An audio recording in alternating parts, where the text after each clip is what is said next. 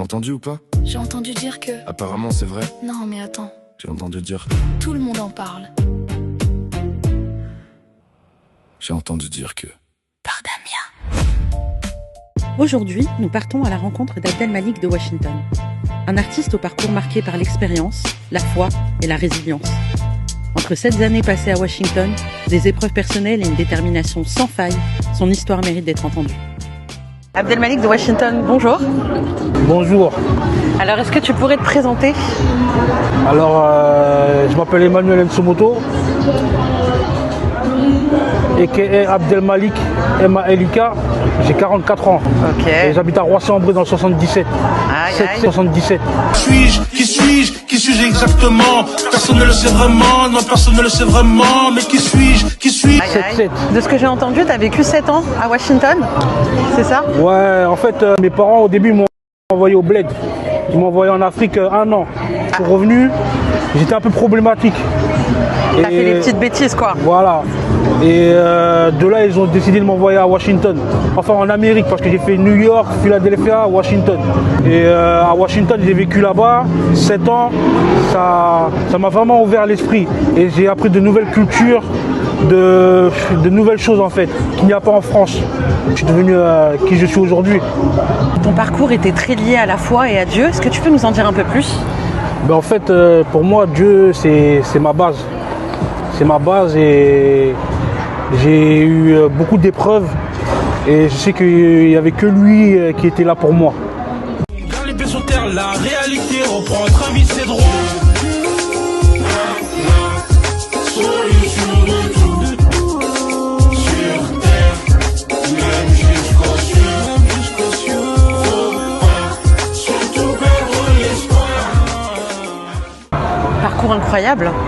Maintenant, on va partir du côté de l'intime. J'ai entendu dire que tu étais atteint de schizophrénie. Comment Oui. est-ce que tu vis avec ça et tu pallies avec ça au quotidien? Mais en fait, j'ai été diagnostiqué schizophrène. D'accord. Mais moi, je ne le suis pas. Je suis un être humain qui a des soucis, des hauts et des bas, mais que pour eux, c'est la schizophrénie. Donc, je fais avec.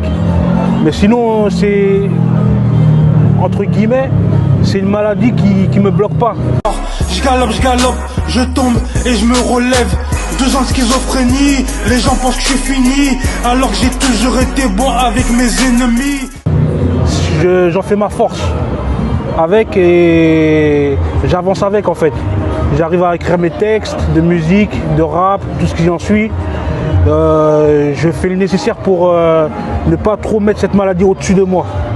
Et sans ça, il n'y a pas de souci, rien ne me bloque. J'ai même appris que tu t'étais marié. Oui, je me suis marié. C'est grâce à ça? En fait, je me suis marié 3 fois dans ma vie. Ok. Mais le 3e mariage a été celui qui m'a vraiment ouvert les yeux. J'ai beaucoup appris les choses de la vie, comment vivre avec sa moitié, son âme sœur. C'est beau. Donc c'est ça quoi. C'est beau. La schizophrénie, c'est une maladie qui est efficace pour moi. Parce que c'est comme un don. Ça m'a ouvert beaucoup les yeux de savoir qui était avec moi, qui n'était pas avec moi dans les moments difficiles.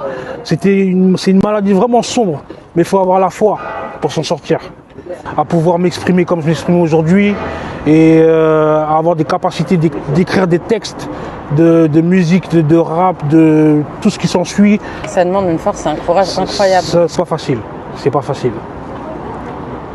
On est ici aujourd'hui pour un événement que tu as organisé. Et comment tu es rentré dans ce monde de l'organisation d'événements?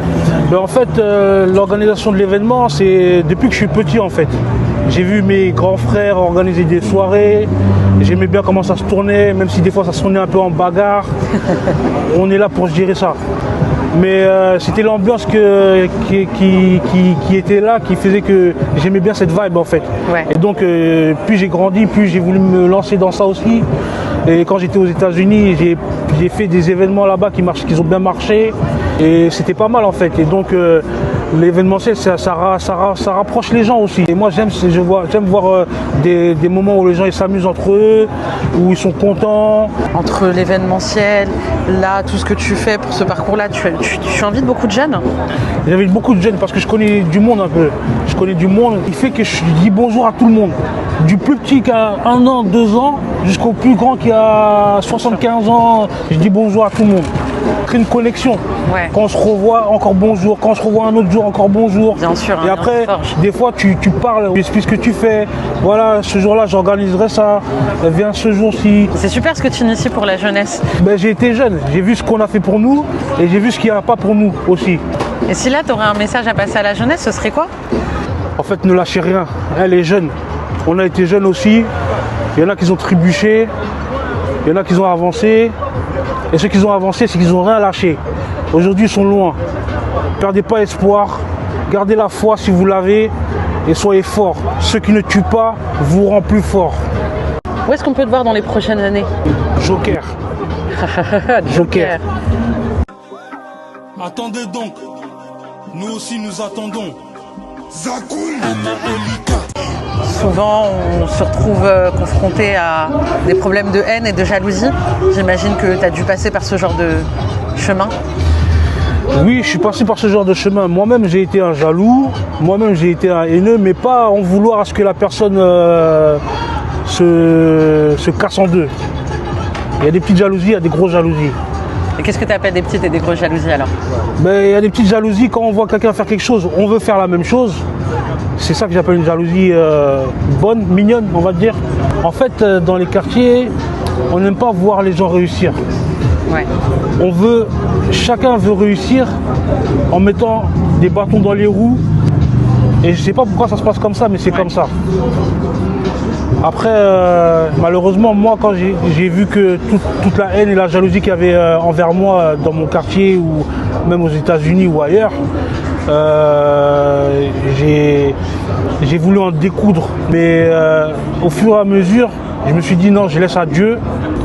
Ok, donc en gros, toi, ce que tu fais, c'est que tu restes ouvert à la bonté et c'est Dieu qui te guide vers cette bonté-là, c'est ça? Voilà, exactement. La haine dans les quartiers, la jalousie, il y en a partout. Moi, dans mon quartier, il y en a. Aux États-Unis, il y en a. Et ce qui m'a éloigné de la jalousie et de la haine, c'est la bonté de Dieu. La vie est ce qu'elle est. Donc sachez que il y aura un jugement dernier. Et tout ce que je peux dire aujourd'hui, c'est qu'on y passera tous. One. Malik Yomedine.